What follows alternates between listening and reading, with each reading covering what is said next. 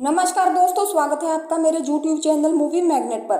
दोस्तों, आपके बेटे या बेटी की शादी में रुकावटें हर बार आती है क्या आप शीघ्र विवाह का कोई ऐसा उपाय ढूंढ रहे हैं जो एक बार में ही असर करे?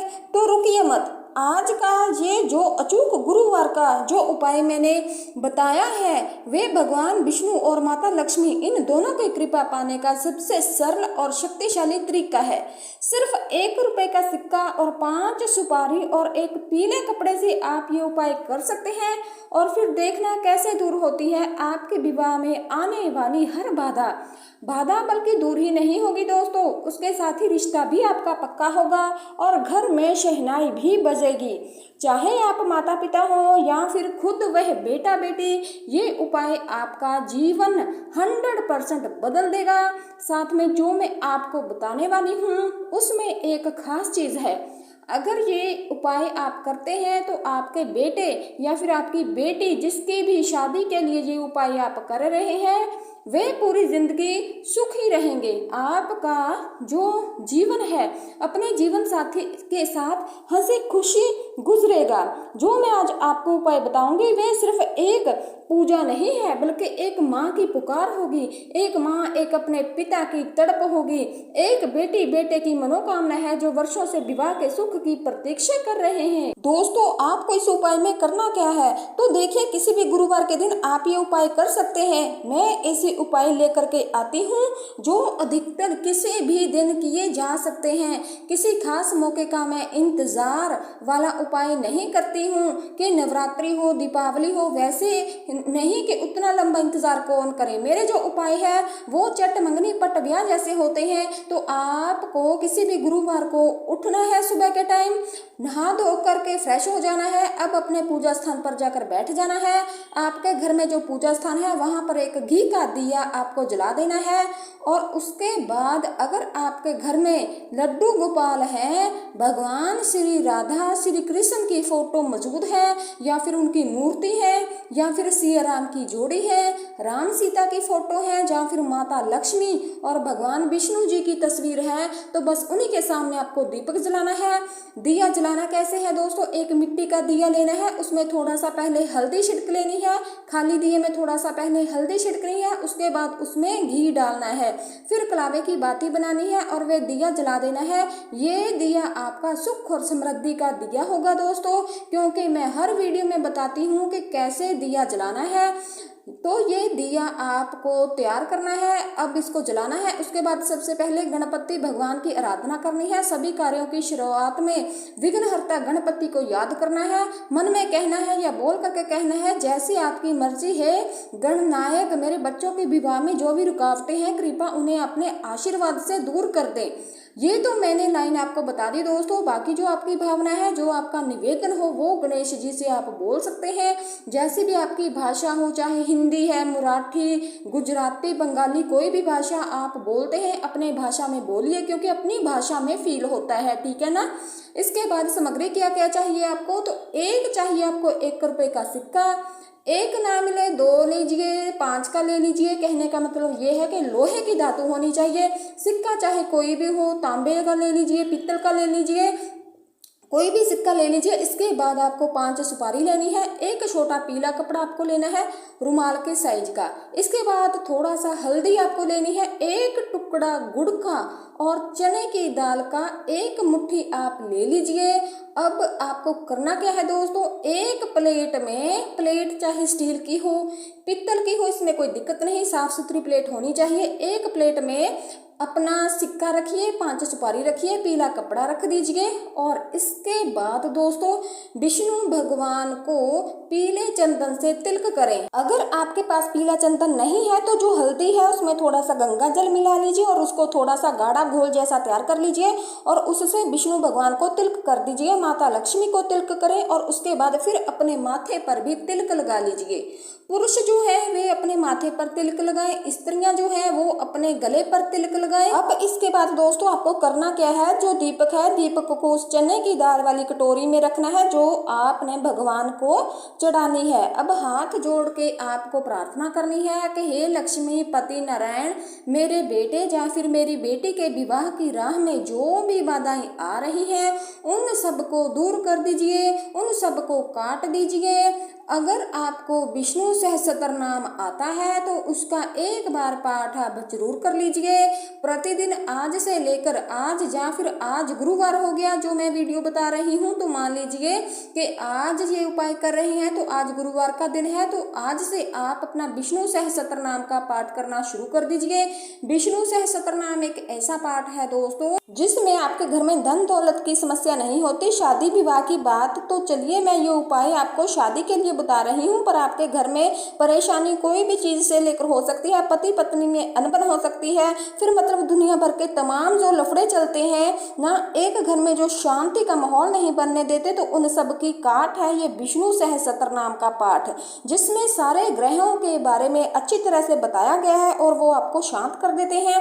आपके घर में जो माहौल है वे शांति से, हंसी खुशी से चलने लगता है। तो दोस्तों आज से ही सहस्त्र का पाठ शुरू कर दीजिए और इससे आपके बेटे या बेटी की शादी भी होगी। दोस्तों आपको आगे क्या करना है, विष्णु सहस्त्र नाम का पाठ आपने कर लिया, इसके बाद 5 मिनट हो गए, 10 मिनट हो गए, मन में है ताली बजा के खुशी मन में एकदम भावना से क्या करेंगे आप, श्रीमन नारायण नारायण हरि हरि भजन भी अगर आपको आता है जो आप अपने बाबा दादा से सुनते आ रहे हैं, ये मानसिक रूप से श्रद्धा से कम 5 या फिर 10 मिनट आप इसका कीर्तन कीजिए। क्यों करना है, आप किसके सामने बैठे हैं, भगवान के सामने, और उनकी बड़ाई में अगर आप भाव नहीं करेंगे, उनको कुछ सेवा नहीं देंगे तो आपका काम कैसे होगा। कहते हैं ना कि बच्चा रोता है तभी माँ दूध पिलाती है, बस वही हिसाब है। भगवान की सेवा कीजिए क्योंकि साथ बस आपका पुण्य ही जाना है, चीजें सारी यहीं धरती पर रह जाएंगी।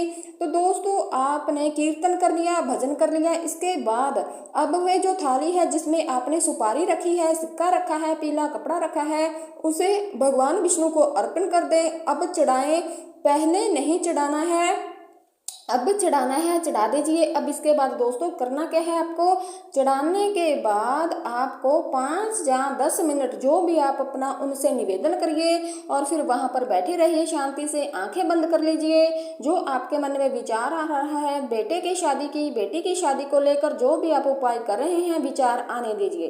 5 मिनट सिर्फ आपको शांति से बैठना है। टोटका तो अपनी जगह पर है, पर ये चीजें कंपल्सरी है, कॉम्प्लीमेंट्री में आपको ये करनी पड़ती है क्योंकि वो चीज सक्सेस हो। इसके बाद करना क्या है, अब दोस्तों जो आपके पास पीली पोटली है उसमें आपकी सुपारी रहेगी, सिक्का रहेगा, ठीक है ना, और पीली पोटली बना करके अपना वह पीले वाले रुमाल में बांध करके रख देंगे ये सब। और जो फोटो आपके घर में है उस फोटो के पीछे रख दीजिए, मूर्ति है या फिर फोटो है उसके पीछे रख दीजिए छिपा करके।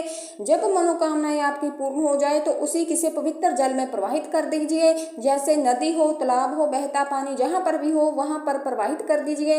दोस्तों दूसरा तरीका ये है कि यदि आपके घर में तुलसी जी का पौधा है या फिर केले का पौधा है तो उस पोटली को उसकी जड़ में या तने में अच्छी तरह से बांध दीजिए। अब बात कर लेते हैं चने और गुड़ की।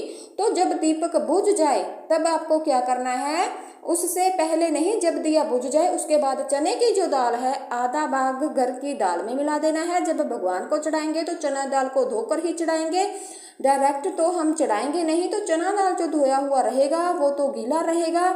जो आज आप दाल बनाने वाले हैं या फिर कल जो दाल बनाएंगे या फिर शाम को बनाएंगे वो दाल को अलग रखिए, उसको अपने भंडार में से लेकर थोड़ा सा मिला करके और रख दीजिए कि वो प्रसाद के रूप में चलता रहे। जब भगवान का प्रसाद होगा चने की दाल का आधा भाग आप घर की दाल में मिला दोगे, परिवार में गुरु ग्रह मजबूत होगा, जीवन में शुभता बढ़ेगी।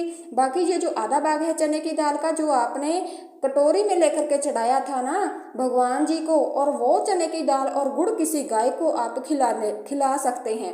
अगर गाय आपको नहीं मिली तो बैल को, नंदी को आप खिला सकते हैं या फिर पंछियों को भी आप ये खिला सकते हैं।